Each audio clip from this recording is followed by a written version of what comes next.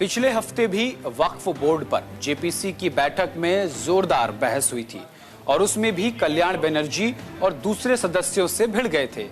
उनकी बीजेपी सांसद दिलीप सैकिया और निशिकांत दुबे से बहस हो गई थी। बैठक को लेकर विपक्षी नेताओं ने बीजेपी सांसदों पर अभद्र भाषा के इस्तेमाल और भेदभाव किए जाने का आरोप लगाया था। उन्होंने लोकसभा स्पीकर ओम बिरला को चिट्ठी लिखकर शिकायत भी दर्ज की थी। यहां से हम आपको ग्राफिक दिखाएंगे। यहां से वक्फ बिल पर मंगलवार को ज्वाइंट पार्लियामेंट्री कमेटी यानी कि जेपीसी की बैठक में तृणमूल कांग्रेस यानी टीएमसी सांसद कल्याण बनर्जी और बीजेपी सांसद अभिजीत गंगोपाध्याय के बीच जमकर बहस हुई।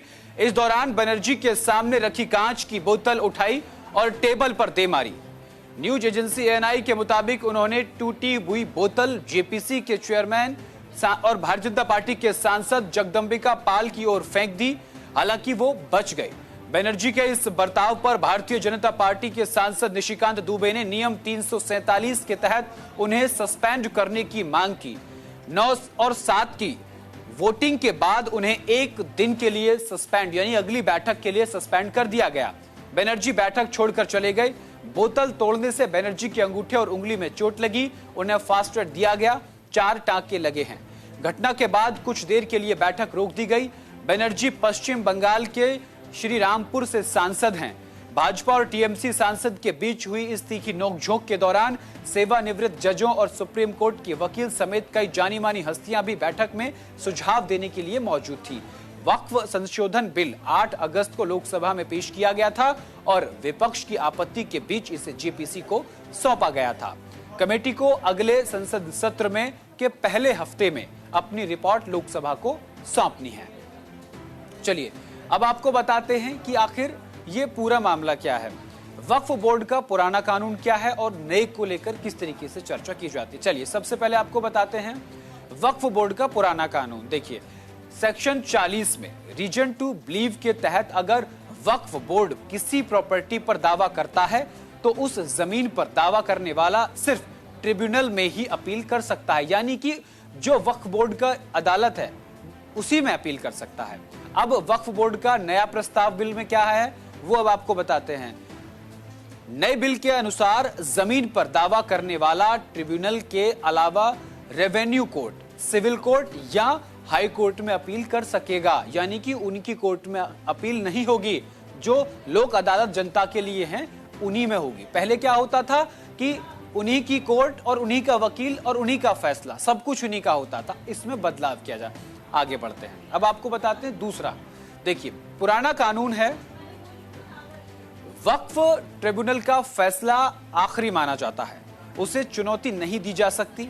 वक्फ बोर्ड का नया प्रस्तावित बिल जो है इसमें क्या है हम आपको बताते हैं। जो नया प्रस्तावित बिल है वो है अब वक्फ ट्रिब्यूनल के फैसले के खिलाफ हाई कोर्ट में अपील की जा सकती है। पहले उनके फैसले के खिलाफ कोई अपील नहीं थी वक्फ बोर्ड के कानून के मुताबिक, लेकिन जो संशोधन है उसके मुताबिक आप हाई कोर्ट में अपील कर सकते हैं। वक्फ बोर्ड का पुराना कानून क्या है आपको बताते हैं। आगे बढ़ते हैं।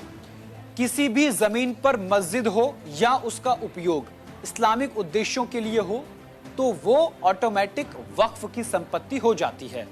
नया प्रस्तावित कानून क्या है आपको बता दें। बिल जो है उसमें चर्चा है कि जब तक किसी ने वक्फ को दान में जमीन नहीं दी हो, उस पर भले ही मस्जिद बनी हो पर वो वक्फ की संपत्ति नहीं होगी। अब आपको बताते हैं ये बदलाव के बाद वक्फ का पुराना कानून जो चौथा है वो है वक्फ बोर्ड में महिला और बतौर सदस्य अन्य धर्म के लोगों की एंट्री नहीं होगी। लेकिन नए प्रस्तावित बिल में क्या है, वक्फ बोर्ड में 2 महिलाओं और अन्य धर्म के 2 सदस्यों की एंट्री होगी, यानी 2 सदस्यों को एंट्री मिलेगी। तो ये 4 मुख्य बदलाव हैं जो बेहद जरूरी हैं। चलिए आगे बढ़ते हैं। अब आपको बताएंगे वॉल ग्राफिक के जरिए वक्फ बिल पर जेपीसी की अब तक हुई बैठकों में क्या क्या हुआ आपको बताते। देखिए सबसे पहले आपको बताते हैं। देखिए वक्फ बिल पर जेपीसी की अब तक जो बैठक हुई है 22 अगस्त को पहली बैठक हुई। पहली बैठक में क्या हुआ, कमेटी चेयरपर्सन ने बोले कि सबकी बात सुनी जाएगी। पहली मीटिंग में यह बात कह दी गई थी कि सबकी बात सुनी जाएगी। 22 अगस्त को 31 सदस्य जेपीसी की पहली बैठक हुई। इस कमेटी की अध्यक्ष इस कमेटी के अध्यक्ष जगदंबिका पाल ने कहा था कि बिल पर विचार करने के दौरान सभी 44 अमेंडमेंट्स पर चर्चा होगी और सबकी बात सुनी जाएगी। अल्पसंख्यक मामलों और कानून मंत्रालय के अधिकारी ने कमेटी का ड्राफ्ट कानून में जो बदलाव के बारे में बताया उस पर चर्चा होगी। अब बताते 30 तारीख को क्या हुआ। अगली बैठक जो हुई वो हुई 30 अगस्त को, दूसरी बैठक। 30 अगस्त को जो दूसरी बैठक हुई उस पर आते हैं। 30 अगस्त को दूसरी बैठक हुई। विपक्षी सांसदों ने वॉकआउट किया। 30 अगस्त की बैठक पे आएंगे। 30 अगस्त विपक्षी सांसदों ने वॉकआउट किया। दूसरी बैठक में विपक्षी सांसद सदस्यों ने कुछ देर के लिए बैठक से वॉकआउट किया। ये बैठक करीब 8 घंटे तक चली। बैठक में ऑल इंडिया सुन्नी जमीयत उलेमा और इंडियन मुस्लिम, तस्वीरों के साथ आपको दिखाएंगे, Indian Muslim for civil right, Rajasthan Muslim Waqf, Delhi और यूपी सुन्नी वक्फ बोर्ड के चारों विचारों को सुना गया। 5 सितंबर को क्या हुआ? तीसरी बैठक हुई। विपक्ष ने कहा कि मंत्रालय ने जानकारी छिपाई है, ये विपक्ष ने कहा। तीसरी बैठक में मंत्रालय के अधिकारियों ने वक्फ बिल पर प्रेजेंटेशन दिया। इस दौरान अधिकारियों की विपक्षी सांसदों से तीखी बहस हुई। विपक्षी सांसदों ने आरोप लगाया कि प्रेजेंटेशन के दौरान सरकारी अधिकारी बिल पर पूरी जानकारी नहीं दे रहे थे। सबसे ज्यादा विरोध आम आदमी पार्टी सांसद संजय सिंह और टीएमसी सांसद कल्याण बनर्जी ने किया। उसके बाद आपको बताते हैं 6 सितंबर को क्या हुआ। 6 सितंबर को चौथी बैठक हुई।